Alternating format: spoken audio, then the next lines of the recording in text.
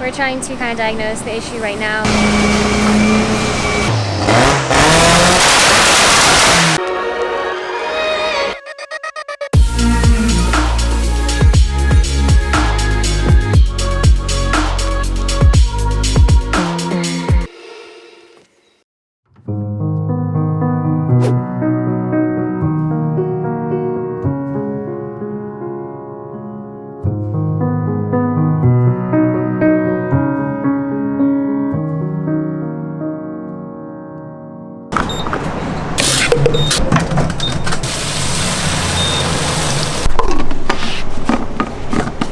Good morning, guys. Today is an exciting day. I'm off to Turbo Joe's to get the car, get the Evo, pick it up, go to another shop to do the tuning because he doesn't actually have an all-wheel drive dyno. We made it to Turbo Joe's shop.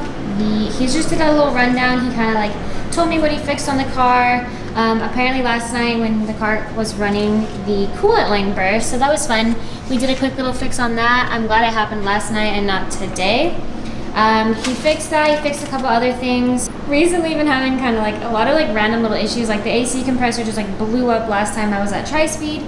Now the coolant pipe burst, and I'm just gonna say a prayer right now that today is a good day. I'm really hoping, I'm positive it will be. When you restart the car, it'll go to this screen. Mm-hmm. Now, you can clear this by using the X, you see?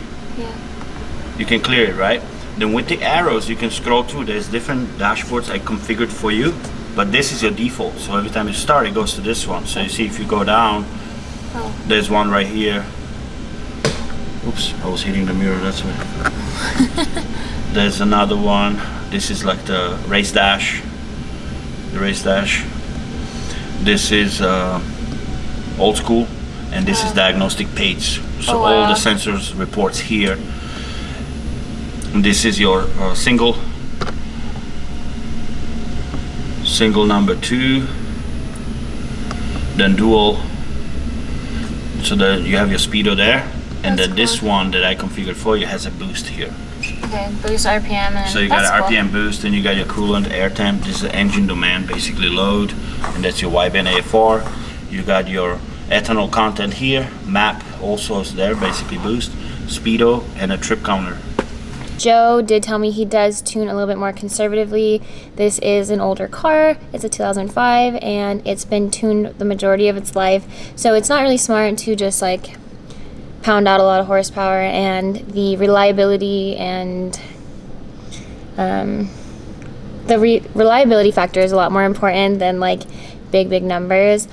So eventually one day when I decide to build the block more, you know, get forged internals and whatnot, like I can put down more power.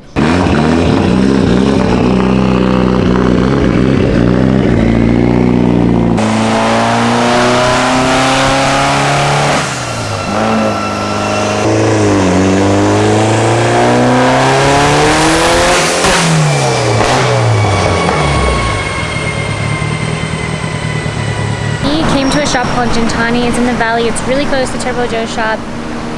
It's beautiful. They have like a bunch of exotic cars here, Lamborghinis, McLarens, and my trash can is on their dyno. But anyway, I'm getting a little nervous because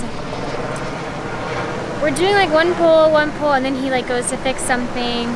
There's already a small like sweat coming from the radiator, which means I'm probably gonna have to replace the radiator. I'm a little nervous about that. I'm a little nervous, I'll be honest. I'm not sure how this is gonna like escalate, but fingers crossed.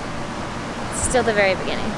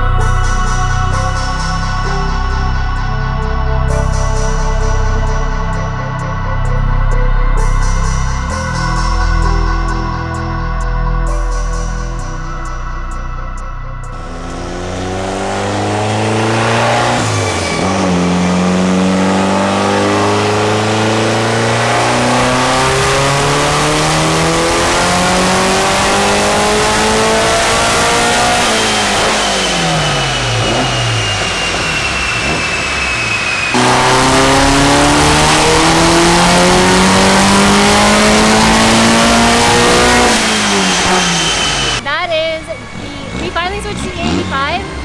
So we are trying to hit 500 on the Mustang dyno. I have a lot of hope. We hit 400 on 91 on the dyno, so I definitely think 500 is possible. It's very nerve-wracking watching. I don't think 500 is, I think between 5 and 600 on stock block is like doable. I've seen it done very often, so I don't think I'm like reaching for the stars here, but it is, I'd be lying if I said I wasn't nervous. Stock block, stock internals, maybe not the smartest thing, but we're gonna worry about that later. You can just play back this clip when my motor blows, so. Right here. 6.5? Yeah. And the torque's at like 400, 408? 408. Okay, so we hit 483 horsepower and 408 torque. That's kind of a lot for a Mustang dyno, so we're just trying to reach a little bit more. We have 2 pounds of boost left before we kind of like tap out. So we're gonna push it a little bit, just see the numbers we get, and then go from there.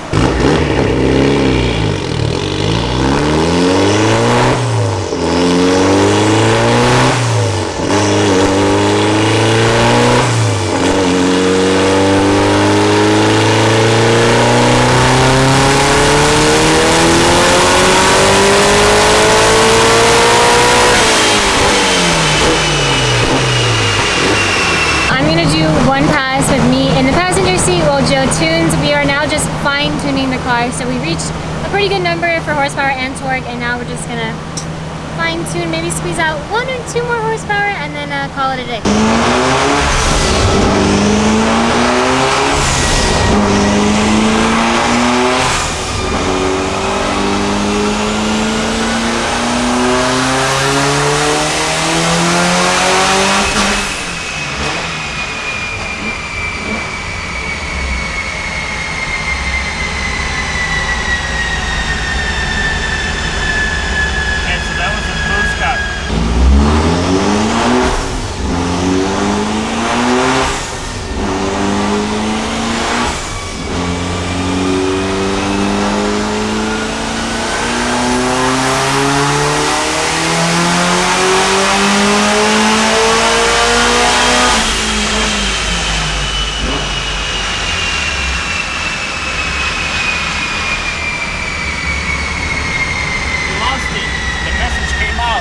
Over boosting.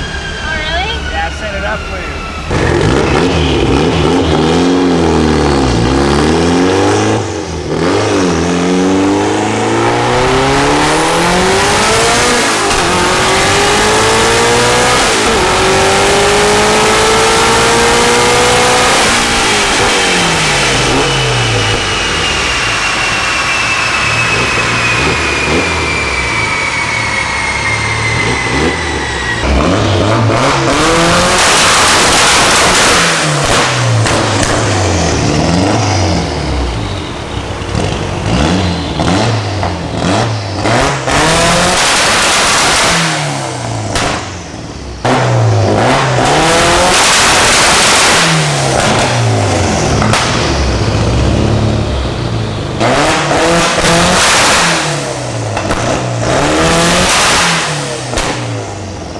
Finished the car, that's for sure, but before we get there we had quite a bit of uphill battle, right? Yeah, we did. What was the problem we ran into? Number one problem that we had on a dyno, we couldn't control the boost. I tried to get a base on a wastegate, and it was overshooting 23, 24 psi.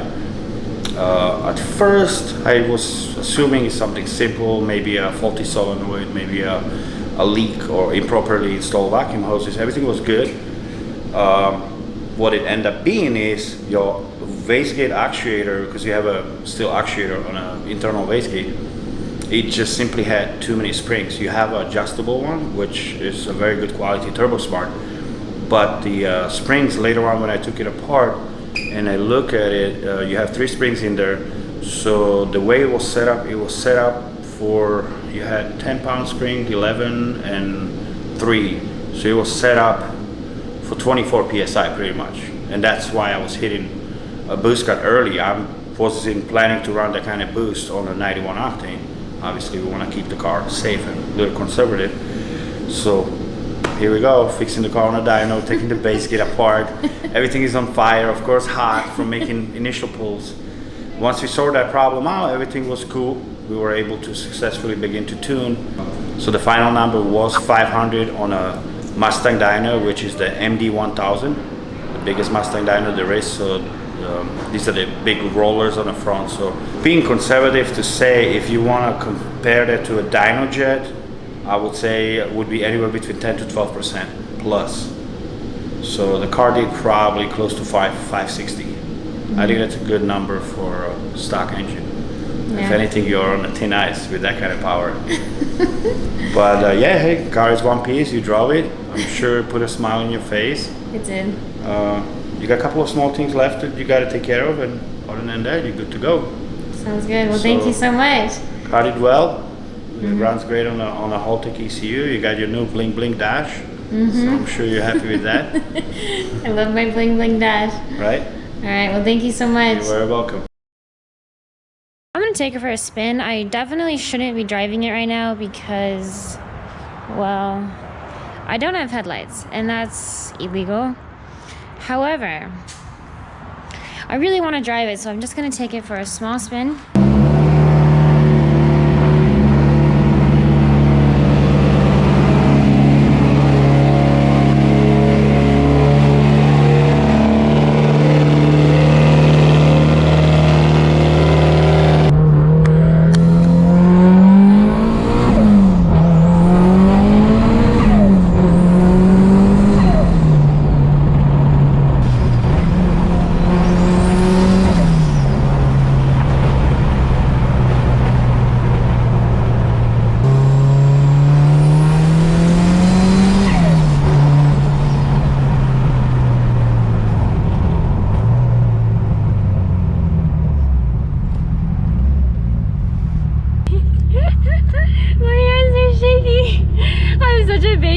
I don't like driving fast, but this car is so fast.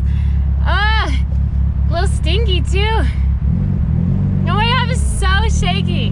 The good thing about my EVO is that it is loud, which is great, and it backfires a lot, which is also great.